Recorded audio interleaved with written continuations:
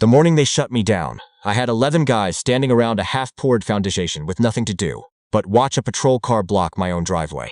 I run a small construction outfit, nothing fancy, just enough contracts to keep the crew paid through winter. And the job I was finishing that week was a garage addition for a client 2 streets over from a subdivision run by a woman named Dina Miller. I'd met her exactly once, 3 weeks earlier, when she walked onto my client's property uninvited and told me the addition violated a setback rule that didn't exist in any ordinance I could find. I told her politely that I'd already pulled permits, and she was welcome to check with the county. She smiled the way people smile when they've already decided you're going to lose, and she left. I didn't think about her again until 2 officers were standing in my client's driveway, telling me the job was closed, pending inspection effective immediately on a complaint filed by the HOA.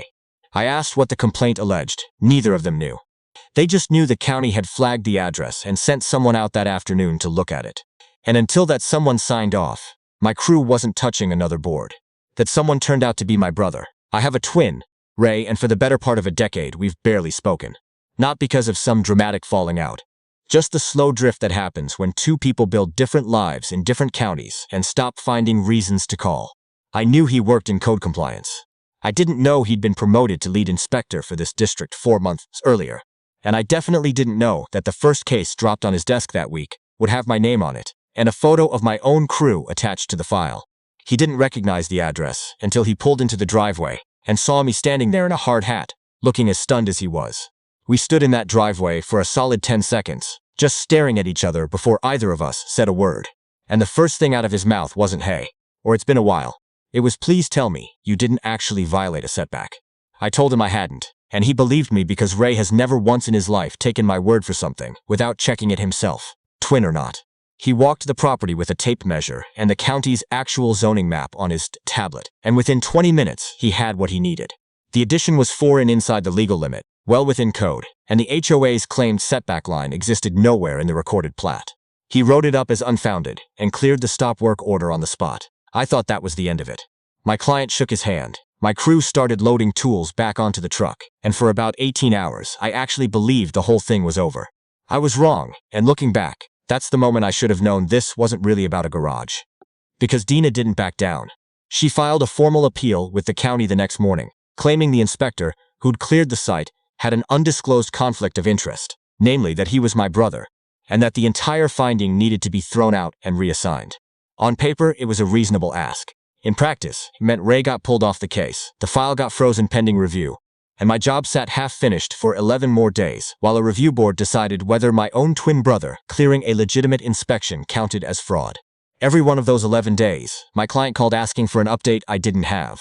By day 7, he stopped returning my calls at all, which was worse. By day 9, his wife called instead, asking if maybe it would just be simpler to walk away from the whole addition and cut their losses. That's the part nobody talks about in these stories, the part where the villain's move actually works, at least for a while. I lost us the 11 days. I lost 2 guys off my crew who found other work, rather than sit around waiting on a review board schedule. I lost the trust of a client who'd started asking, reasonably, whether hiring me had been a mistake in the first place. Dina got exactly what she wanted out of that stretch, not a ruling in her favor, just enough chaos and delay that I'd fold, sell the lot to her nephew's development company at a loss, and disappear from her subdivision sightline for good. She'd done this before to other people in exactly this pattern. I didn't know that part yet. Nobody did. What turned it wasn't Ray clearing his name. The county handled that in about a day, once a second inspector confirmed his original measurements were correct, and the review closed with no findings against him. What turned it was something Ray found while he was on administrative leave, with nothing to do but get angry and start digging through public records on his own time. He pulled every complaint Dina's HOA had filed with the county compliance office over the past 6 years. There were 41 of them. 38 named contractors or homeowners who were in some way obstacles to a development project connected to her nephew's company. Of those 38, 31 had sold their property within a year of the complaint, most at prices below market value. Most of buyers connected through 2 shell LLCs that trace back to the same registered agent Dina used for her own consulting business. My garage addition wasn't a mistake. It was case 42. Ray couldn't act on any of that himself. Conflict of interest again, and this time a real one. So, he handed it to a friend in the county fraud unit as a private tip. No fanfare, just a stack of public records and a pattern nobody had bothered to connect because each complaint had looked on its own like ordinary HOA overreach. It took the county 11 weeks to build a case. During those 11 weeks, Dina had no idea any of this was happening. She kept running her board meetings, kept sending inspection complaints, even filed a second one against me over a fence height that was once again entirely within code. She had no reason to think anything had changed. What changed was that the fraud unit's findings didn't stay contained to a quiet settlement, because the pattern involved real estate transactions clustered around a single development company. It triggered a parallel securities inquiry. Turns out, the nephew's company had been raising private capital from HOA residents themselves, pitching them as investors in the very developments those forced sales were feeding. Dina hadn't just been squeezing out contractors and homeowners one property at a time. She'd been selling her own neighbors a stake in the profits generated by pushing other neighbors out. And at least 6 of those investors were people sitting on her own board, unaware their dues-funded complaints were the raw material for a scheme they'd personally bankrolled. The county didn't just void her HOA authority. The state real estate commission moved in behind the fraud unit, and by the time it was finished, Dina wasn't facing a fine or a quiet resignation letter. She was facing a civil suit filed jointly by the county and 11 of her former investors. A suit that named her personally, froze the Shell LLCs, and put a lien on her own house before the case even reached trial. The nephew's company folded within the month. The board she'd built out of loyal neighbors turned into the plaintiffs testifying against her.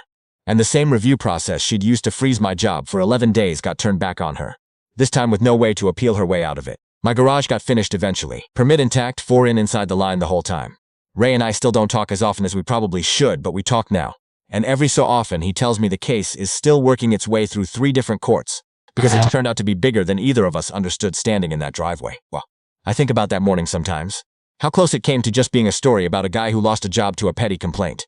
And how the only reason it became something else was that the person sent to shut me down happened to be the one person in the county who refused to let it end there.